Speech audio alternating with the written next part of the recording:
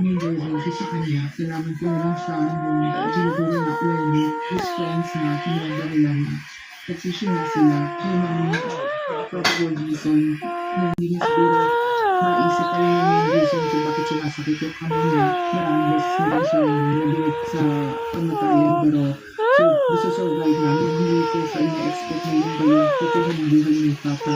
May paalala rin ang mga eksperto kung paano maiiwasan ang ganitong infeksyon. Safe pa din naman kung kainin yung tilapia so long as makita mo na hindi talaga siya nagisa, hinuga siya ng mabuti prior to cooking, and binuluto talaga siya ng luto-luto. Keep it cool, okay?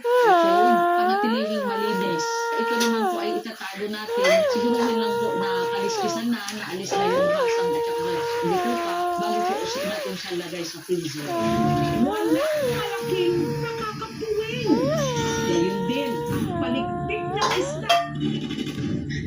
Na hindi maliit na bagay lang. Dahil pwede ka nito. Ikakala. Susunod. Ang nuntunay ayaw pangalanan. Take free siya sa board exams ng mga doktor. Ano yung pangalan ko?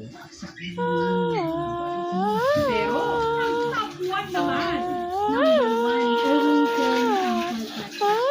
Ayun lang, hanggang ngayon para sa akin.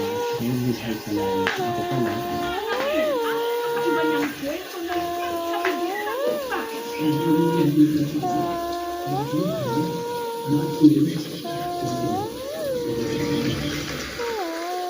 Susunod, love story na nagpataas ng maraming kilay.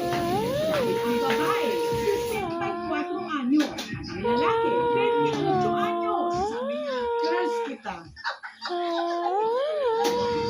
Tawag ko namin ay ibig sabihin ay you are mine.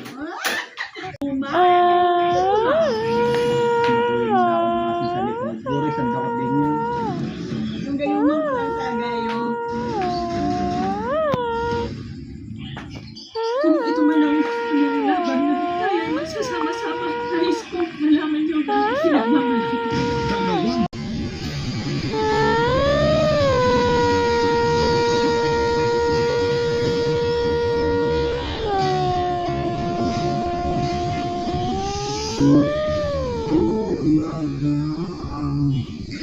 Oh,